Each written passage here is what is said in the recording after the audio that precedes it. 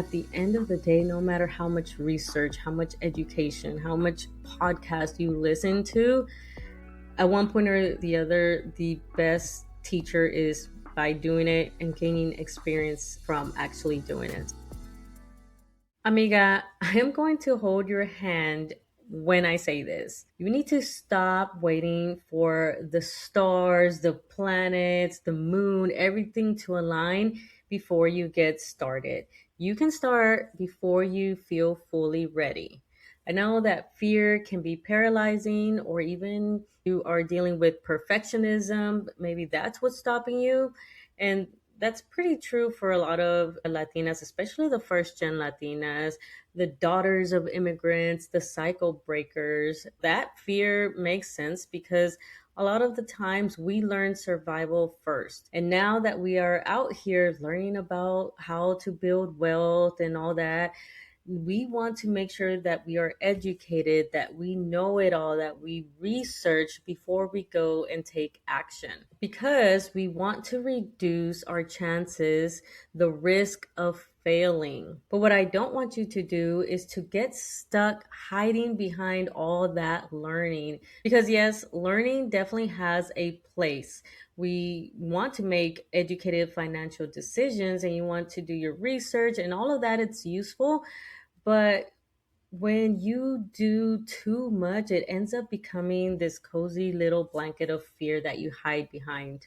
So, in this episode, I want to talk about why you don't have to wait until you feel ready, what that looks like, tips on how to overcome, and stick to the end because I will be covering a 3-step path to get you out of that analysis paralysis.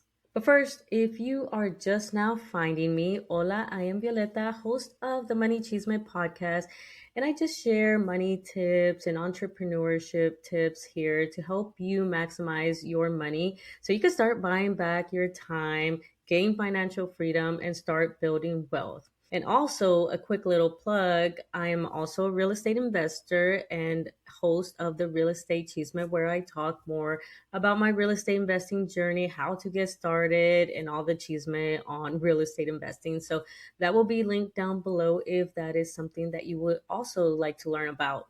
Now, listen, I know we tend to love preparation, and I definitely am a planner. And I like to really kind of have a strategy, a plan before I go out there and make a decision. And I'm not here to tell you to be reckless or anything like that, but I think one thing I had to learn was to be okay to just go ahead and just go for it. Just start taking action because there is a difference between being prepared and then hiding behind that preparation.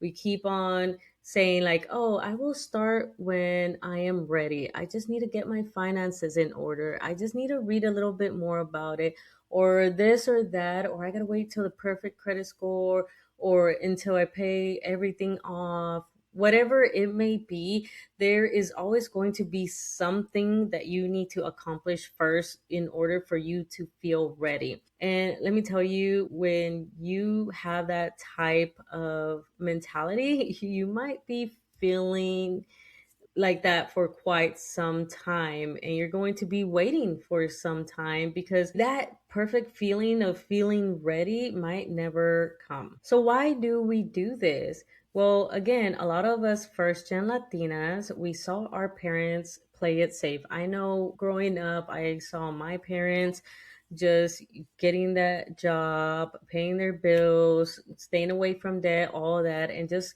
playing it pretty safe. And I will tell you, and I'm going to be honest, my parents still play it safe, like trying to get them to purchase this property. For those who may not know, we are building basically a family compound.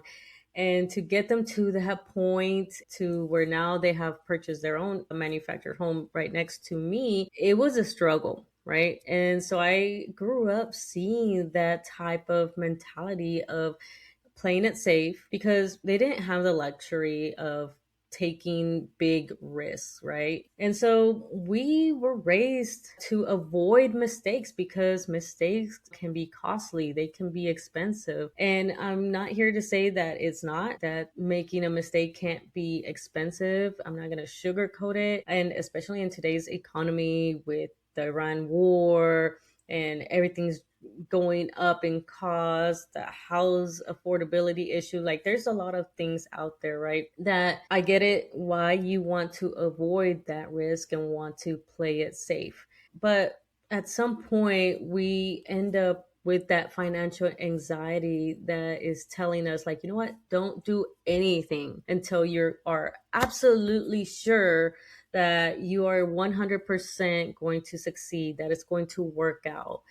And I think that's where I am trying to steer you to more of a, hey, you know what? It might not be a perfect decision, but we can go ahead and take some type of action. Like, I'm not saying to go out there and go buy this big rental property or invest in some random stock. That's not what I'm talking about. More of what I'm talking about is just having a mindset shift of that, understanding that building wealth doesn't work like that. You cannot build wealth by playing it safe.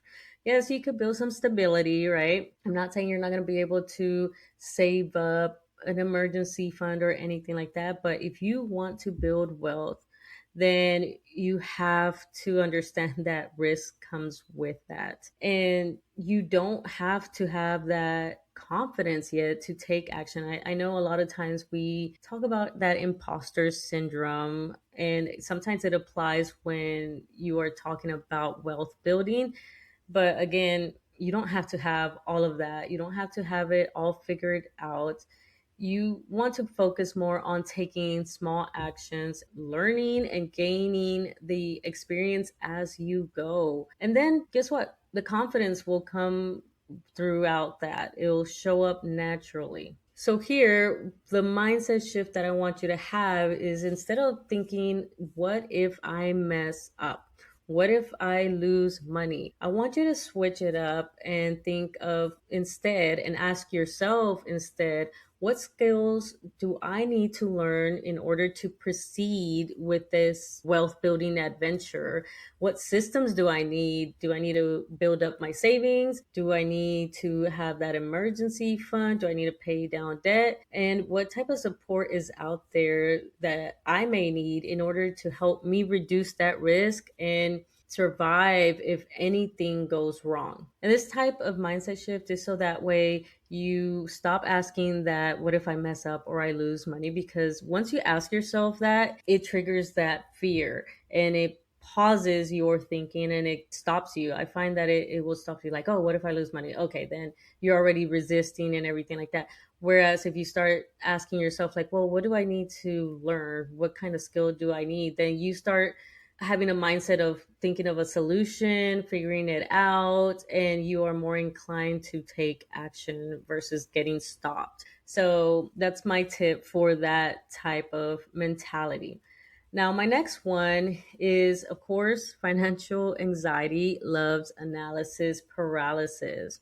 Financial anxiety will have you watching like 200 videos, downloading all the calculators. I was guilty of this. I would research until my eyes bled. I would be up until 2 in the morning watching all the YouTube videos on whatever topic I decided that I wanted to learn about. And I would save all these posts that I saw on Instagram or Pinterest or whatever. And yet I would still feel like I wasn't retaining it. And you might feel that way too, like that you are researching, you're taking all these classes or workshops or whatever, and you feel like maybe you are learning nothing. And this isn't because you aren't smart or whatever. It's just that you are in this mindset of where that financial anxiety is preventing you from retaining it. It's your nervous system kind of telling you that, hey, this is kind of scary. How about we just not? And so financial anxiety can really paralyze you.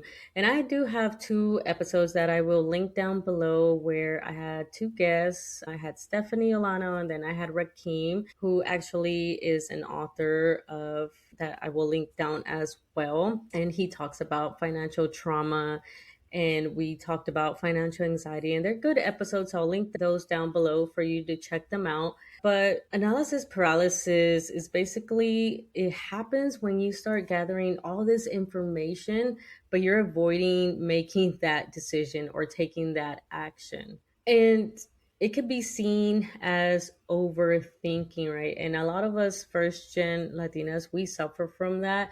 I know I used to suffer. I mean, I still suffer from it, but I've learned, some tricks to get me out of it. But I want you to know that analysis paralysis isn't just overthinking, because for us, it can be cultural. And as I mentioned before, it's something that we may have been instilled with throughout our childhood. It's an emotional thing. It's something that has kept us surviving. And now that we want to build wealth, we're having a hard time overcoming that. And people just say, oh, you're just overthinking it or whatever. But no, it stems from deeper issues, from money trauma, from that scarcity, from that family pressure of maybe you are the retirement plan or you were responsible for your parents and all that. I know I was.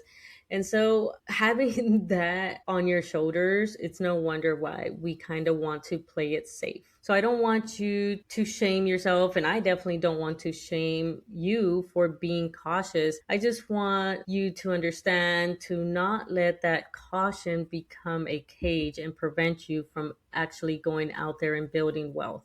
And so I want to give a few tips on how to overcome this analysis paralysis, because I find a lot of us, we do get stuck in this situation. I have a lot of people that have reached out to me, and especially when I was still in the military and people would find out that I did real estate. I can't tell you how many people I kind of like talked to and gave them pointers on how to get started. But to this day, some of them have not started because they are stuck in the research phase. And so, in order to get out of that, I want you to start having this mentality of just the three resource rule. And basically, what that is that pick just three, maximum three resources on a topic, and you allow yourself to research before taking a small action. I'm not saying go out there and do some big, major, drastic financial decision. No, think of just a small action. And let's say you want to do stock investing, pick three things and allow yourself to watch a video, a podcast episode, a blog, or whatever it may be, or even talk to someone about investing. But that's it. Once you did those three resources, now decide, okay, now I got to take an action. So what is that next step? So in this example, stock investing, you went and let's say you listened to a Money Cheeseman podcast episode. You read, I don't know, a blog from like one of these like Nerd Wallet or something like that. And then you talk to somebody that you know from either online that you follow, a money coach, maybe somebody at work or whatever that is investing in the stock market. And that's it. And then you get your idea, and then now it's time to take action, right? So in this example, the next action that is small and doable is just opening up an investment account and setting up an automatic withdrawal to send to your investments. Let's say $100, and that's it. Do not go out there and do a deep dive on what's the best stocks to invest in, what's the best app to have, how much do I need to put in order to max out, how much do I need to invest in order to have X amount by age XYZ, and so on. Because once you start asking these types of questions, this is how you get stuck in that research mode, because you'll start with like, oh, I just want to invest in the stock market. I know I have to invest in the stock market. But then that analysis paralysis and that fear starts coming up, that perfectionism, because now you want to know, well, I want to make sure that I maximize my efforts and I want to know what's the best stock. So then you do a deep dive, go down the rabbit hole on what's the best stocks to invest in. And that could put you in the path of finding these stock bros that tell you to invest in like one stock or do day trading or whatever. And then you fall into the trap of like, well, I want to make sure that I find the perfect app or platform to invest. And so then you fall into that trap of researching Fidelity, Vanguard, whatever. Just pick one, whatever. You can then figure it out as you go, right? And same thing with, oh, how much do I need to max out? Or wow, everybody else seems to be maxing out their yearly contribution. So then it's not worth it. Is it worth it? Yada, yada, yada. So that's how you can see how easily it is to fall into that trap of just continuously just researching. And then months later, you still haven't opened up an account and you still haven't started investing. So limit yourself to 3 resources, take action, and be okay with just starting, and then figure it out as you go. Now that you have the investment account open, you're sending $100. Now, okay, now I'm going to go figure out what index funds are more beneficial, X, Y, and Z, if you have the time. If you don't have the time, then just stick to something effective. Investing is, as long as you're in the market, you'll be fine over time. The other thing I want to talk about is understanding that imperfect action is not irresponsible, because that's what it makes it seem, right? I'm telling you, like, go, just take action, start, before you are ready. I'm not talking about going and making rash decisions. I'm not talking about going and draining your savings, ignoring your budget, or just going out there and buying a rental property without looking at anything, crunching the numbers, knowing how to analyze a deal. No, that's not what I'm talking about. I am more talking about learning to accept that you don't have to be an expert before taking action. Imperfect action means you accept that you will not know everything before you begin. You can learn the basics, build your safety net. You could continue to ask questions. It doesn't mean you stop learning, you stop asking questions. It doesn't mean that those nerves are going to go away. Let me tell you, I still get nervous every single time I go look at a deal and actually close on a property. I always have that little voice like, what if I made the wrong decision?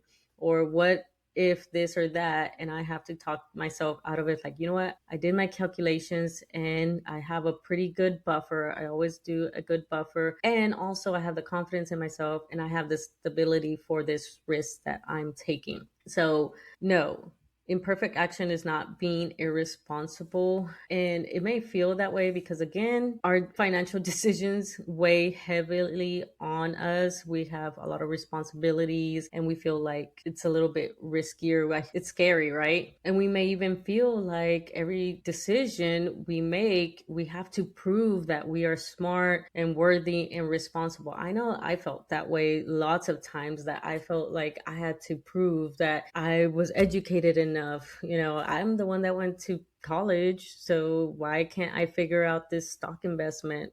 I'm the one who got a degree. Why can't I figure out this rental property investing? So it's a lot of pressure that we put on ourselves. And I am telling you, it's okay. We can learn as we go, because building wealth, it's a journey. It's okay to enjoy that journey and just enjoy the road. And I used to think this way too, right? I used to have this burden because I do have all this responsibility, like my family's well-being, because I am the retirement plan, like weighs heavily on me. So I have to make sure that I make all the right financial decisions and take on the right risk. And it definitely was scary and it was overwhelming. But at some point, I had to take control of it. And I decided, like, you know what? I have stable income. I don't really have responsibilities, right? It's just me, myself at that time, right? When I first started, like, I'm okay. My parents are okay. They have jobs, they have savings. Yes, they rely on me, but it's not like they're gonna be out on the street, right? Like sometimes we get in our own heads and we feel like, man, if I make this wrong decision, like my parents are going to be on the street, this and this and that. And sometimes it's not that way. And if it is your case, then, obviously this doesn't apply to you, but most of the time our parents will be okay, right? And so that's one thing I had to learn and had to be okay to start taking this risk. And so I started going for it. When I learned about the stock market and I went out there and started investing, I kept it simple for myself because at some point I got overwhelmed with all this because I fell into that rabbit hole as well of looking up what's the perfect stock and blah, blah, blah. Now, I looked up one and they said, okay, this index fund works, and saw that other billionaires, millionaires also had those index funds. And I was like, okay, you know what? Works for them. I'll do it too. And I just started investing and then called it a day. And guess what? It's been in my favor this whole time after several years. And I just keep it like that because I'm not going to stress myself out. And same thing with my daughter now that I started investing for her. Same thing. I picked something and just like, especially with her, she has so much time. So like it's even less stress. I just called it a day and yes, did a little bit of my homework and just left it at that. And same thing with real estate investing. Once I learned about it, I was like, well, this next house, I'll be living it. I could house hack it. And then I just went for it for real estate investing. Yes, I still learned about it, researched it, did my homework, and I found a community to help me through it and mentor me, and I could ask questions and all that. And so I took a calculated risk, but I still went for it. And that's how over time I just started gaining this confidence of me being able to take on these risks. And I just kept taking the next step. And then I just started to learn how to ask better questions. And I learned from the mistakes that I made because I continue to make them even now, which I will share that journey of my latest rental property investment.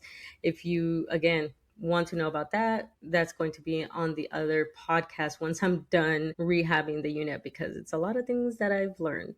But you know what? I am comfortable with those mistakes. I am growing from them because, again, at the end of the day, no matter how much research, how much education, how much podcast you listen to, at one point or the other, the best teacher is by doing it and gaining experience from actually doing it. So the key is, of course, I reduced my risk because I am financially stable. I built a safety net.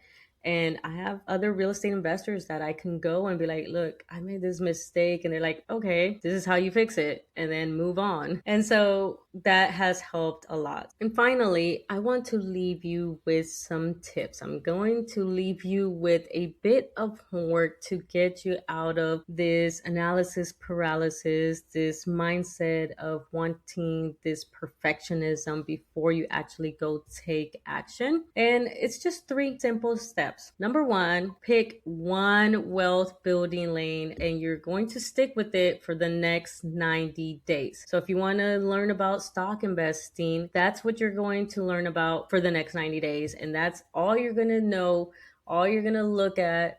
That's it. Don't start going over there about how to start a business. Don't start over there about how to invest in real estate or anything like that. Yeah, you could be curious, but don't fall into the trap of then going on a side quest, I like to call it. No, stick to, this is my goal for the next 90 days. I'm going to do stock investing, or I'm going to start real estate investing, or whatever it may be. Stick to that, and that's all you're going to do for the next 90 days. Number 2 is going back to the resources. Again, pick 3 resources that you want to learn from. Again, podcast episodes, YouTube University. You could hire a coach, but you don't have to hire a coach right away or even at all. You could join a community. There's lots of free communities. Those are the best ways that I have learned that helps me get started. And then from there, you can like maybe take their courses or whatever you want to do. Again, not pushing that or saying that you have to do that. But one thing you do want to do is to have that support. So for example, I have, again, quick little plug, I have my free Latinas in real estate community that's hosted over there in school, which I'll have linked down below. Again, I'm building and growing this community for Latinas who are interested in investing in real estate or are currently investing in real estate and just want that support, that mentorship. I have resources there. I have adding like other 5-minute breakdowns of common real estate strategies and terms and so on. But also you could ask me questions. I'm there. Ask me anything. And I'm available to answer your questions. So that is a great way to ensure that you increase your chances of becoming successful is by having that network, that support group. So find one that relates to you. If you're interested in real estate investing, of course, that community will be linked down below. But if you are looking for like investing in stocks, paying down debt, credit cards, anything like that, just let me know. I know a lot of trusted other Latinas that coach and have resources for you as well. So you could comment below if you're watching on YouTube, or just hit me up, or even just follow me on Instagram. You can see who I follow there, other Latinas. I have lots of resources there, money coaches and so on, depending on what you're trying to accomplish. Let me know. And then number 3, this is the hardest one, is deciding on the action that you want to take. Remember, it's a small action that is going to get the ball rolling. Once you get the body moving, it starts going. The hardest thing is going from a stop to moving, right? And so again, going back to the stock investing, the action here would be, well, I got to start an investment account if you don't have one. If you have one, well, let me go look and see that I have allocated those funds, or let me make sure that I put it in a nice, decent index fund or whatever you want to put it in. And then make sure that you are sending money at whatever time frame you want, bi-weekly, weekly, whatever. Or if you're trying to save up, hey, well, the next step is opening a high yield savings account. So let me go and sign up for a high yield savings account. Don't get too lost in the sauce of, oh, let me find which one it has the highest return, because then you're going to keep researching and then you're going to feel that like, oh, wow, like I don't want to sign up because maybe there's another one out there that's going to give me a higher percentage. And so no, just start one. They're all pretty close together. You'll be fine. And then later, if you do, I mean, you could just open up another one. And also, what kind of questions do you have? Do you save money first? And just really just make sure, again, small first step that has pretty low risk and that you can get done pretty quickly. Opening a high yield savings account, opening up an investment account, sending an email to a lender if you're looking into investing in real estate to just get some basic loan information. All of that can be done in like around 15 minutes. Sometimes when I don't have time to be on the phone with these lenders and telling them what I need or whatever, I just shoot an email real quick. Takes me like 5 minutes. And bam, they respond back, maybe set up a call when I actually do have time. And then it already got the ball rolling, because if I waited until like, well, let me make sure I call them when I have time to talk, which won't be till like, let's say it's Monday and it's Friday. And then by Friday, I forget about it and then I don't start. And then next week, I'm like, oh, darn, I didn't call the lender. Now I got to figure out another time. And then it just keeps going versus, you know what, let me just shoot this quick email. It doesn't have to be a perfect email. Quick little intro. Hey, my name is Violeta, looking to invest. I'm interested in what loan products you have. Can you help me? Then they'll usually send back a like, here's the products that we have. And do you want to call or blah, blah, blah, and so on. And so then guess what? Now you've gone one step closer to investing in real estate. So just think of it that way. Just think of what is a small action that you can take to get the ball rolling. And so again, many of us Latinas, we tend to not give ourselves permission to be beginners. We feel the need to be an expert before we go out there and do any of these types of wealth building journeys. I see it all the time, but I am here to tell you that you are allowed to be a beginner. You are allowed to not be an expert. You are allowed to just be there in the room, even if you are not an expert or know it all or are super educated on it. You can still be in the room. So here's your permission slip to be a beginner and take imperfect action. And before I let y'all go, I want to know, what is one imperfect action that you can take this week that your future self will thank you for? Let me know. Drop a comment or hit me up on Instagram. I am going to leave you with that challenge. Don't forget to follow and share this with another Latina that really needs to hear this message. But other than that, until next time, bye. Thank you so much for listening. Don't forget to like and share this episode so others can also find this podcast. Don't forget to follow me on all my social medias listed in the show notes below, where you can also find resources to help you in your financial journey. If you're interested in becoming a guest on the podcast, you can find that information in the show notes. Other than that, thank you so much for your support, and I will see you in the next episode. Bye.